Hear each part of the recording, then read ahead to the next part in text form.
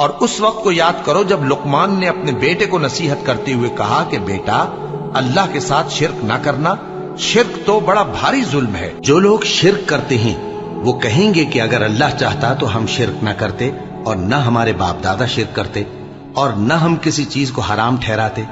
اسی طرح ان لوگوں نے تکذیب کی تھی جو ان سے پہلے تھے، یہاں تک کہ ہمارے عذاب کا مزہ چکھ کر رہے۔ کہہ دو کیا تمہارے پاس کوئی سند ہے؟ اگر ہے تو اسے ہمارے سامنے لاؤ۔ تم لوگ تو بس گمان کے پیچھے چلتے اور اٹکل کے تیر چلاتے ہو۔ کہہ دو کہ اللہ ہی کی حجت غالب ہے، پھر اگر وہ چاہتا تو تم سب کو ہدایت دے دیتا۔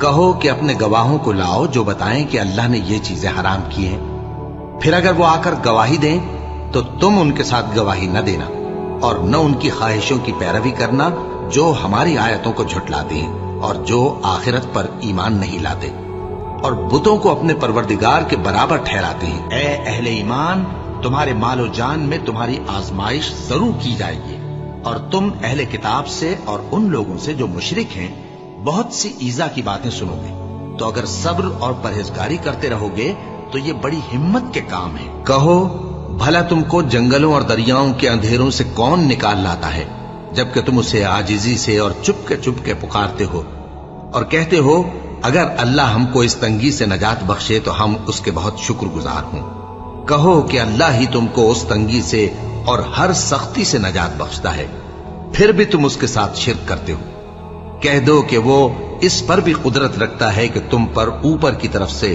یا تمہارے پاؤں کے نیچے سے عذاب بھیجے، یا تمہیں فرقہ فرقہ کر دے اور ایک کو دوسرے سے بھڑا کر آپس کی لڑائی کا مزہ چکھا دے۔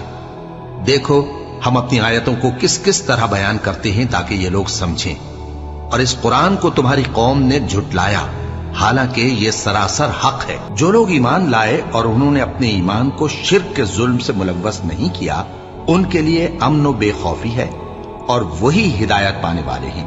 اور یہ ہماری دلیل تھی جو ہم نے ابراہیم کو ان کی قوم کے مقابلے میں عطا کی تھی۔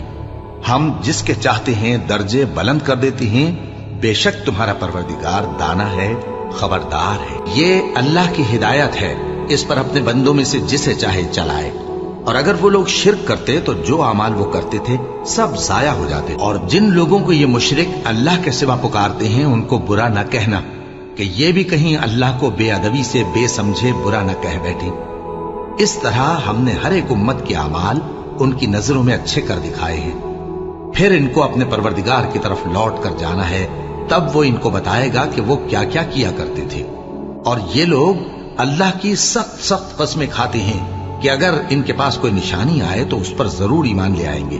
کہہ دو کہ نشانیاں تو سب اللہ ہی کے پاس ہیں، اور مومنوں تمہیں کیا معلوم ہے یہ تو ایسے بدبخت ہیں کہ ان کے پاس نشانیاں آ بھی جائیں تب بھی ایمان نہ لائیں، اور ہم ان کے دلوں اور آنکھوں کو الٹ دیں گے، تو جیسے یہ اس قرآن پر پہلی دفعہ ایمان نہیں لائے ویسے پھر نہ لائیں گے، اور ہم ان کو چھوڑ دیں گے کہ اپنی سرکشی میں بہکتے رہیں۔ اور اگر ہم ان پر فرشتے بھی اتار دیتے اور مردے بھی ان سے گفتگو کرنے لگتے اور ہم سب چیزوں کو ان کے سامنے لاموجود بھی کر دیتے تو بھی یہ ایمان لانے والے نہ تھے، مگر یہ کہ اللہ چاہے۔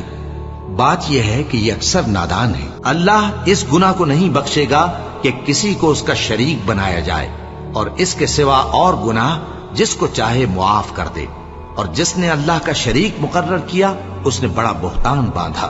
کیا تم نے ان لوگوں کو نہیں دیکھا جو اپنے آپ کو پاکیزہ کہتے ہیں؟ نہیں، بلکہ اللہ ہی جس کو چاہتا ہے پاکیزہ کرتا ہے، اور ان پر دھاگے برابر بھی ظلم نہیں ہوگا۔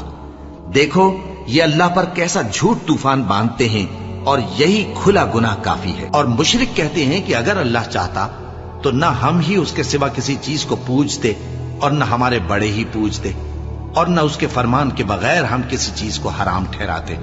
اے پیغمبر، اسی طرح ان سے اگلے لوگوں نے کیا تھا، تو پیغمبروں کے ذمے اللہ کے احکام کو کھول کر سنا دینے کے سوا اور کچھ نہیں۔ اور جب مشرک اپنے بنائے ہوئے شریکوں کو دیکھیں گے تو کہیں گے کہ پروردگار یہ وہی ہمارے شریک ہیں جن کو ہم تیرے سوا پکارا کرتے تھے، تو وہ ان کے کلام کو مسترد کر دیں گے اور ان سے کہیں گے کہ تم جھوٹے ہو، اور اس دن اللہ کے سامنے سرنگوں ہو جائیں گے، اور جو طوفان وہ باندھا کرتے تھے سب ان سے جاتا رہے گا۔